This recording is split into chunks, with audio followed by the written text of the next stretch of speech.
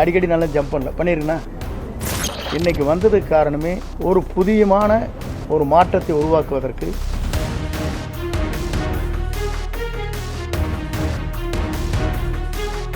இன்று விஜயை பொறுத்தவரையிலும் புரட்சித் தலைவருடைய வழியில் இன்று அவருடைய பயணத்தை மேற்கொண்டிருக்கிறார்.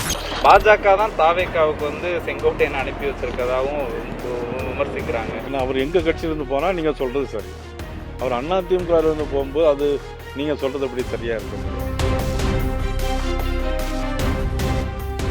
திரு விஜய் அவர்கள் மீது எனக்கு நல்ல மதிப்பு உண்டு.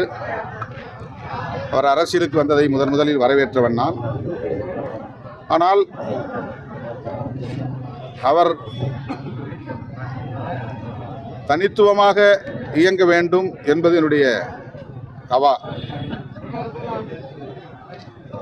இப்போது நடக்கிற நிகழ்வுகளை எல்லாம் பார்க்கிற போது அவ்வாறு அவர் இயங்கவில்லையோ என்கிற ஒரு சந்தேகத்தை எழுப்புகிறது. எனக்கு மட்டுமல்ல, பொது மக்களிடையேயும் அந்த சந்தேகத்தை எழுப்புகிறது. நல்லது கெட்டதை அவர்தான் தீர்மானிக்க வேண்டும்.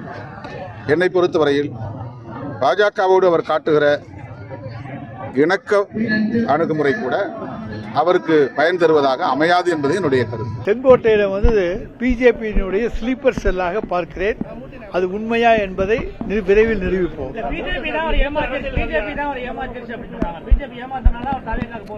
பிஜேபி ஏமாத்துனா அவர் போயிருக்க மாட்டாரு. அவர் பிஜேபியினுடைய ஸ்லீப்பர் செல்.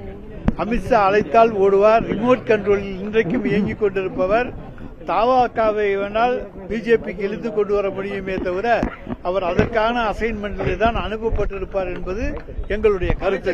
பாஜக அரசியல் ரீதியாக அது என்ன லாபத்தை கொடுத்துரும்?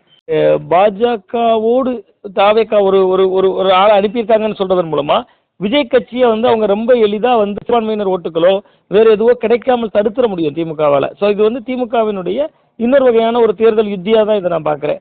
எல்லா கட்சிகளும் பல்வேறு யுத்திகளை செய்வாங்க. அந்த ஒரு யுத்தியில் ஒன்றா இப்ப விஜய் மீது நீங்க பாஜக சாயம் பூச முடியல, விஜயோடு கைகோர்த்திருப்பவருக்கு பாஜக சாயம் பூசுவதற்கான ஒரு முயற்சியா தான் நான் பார்க்கிறேன்.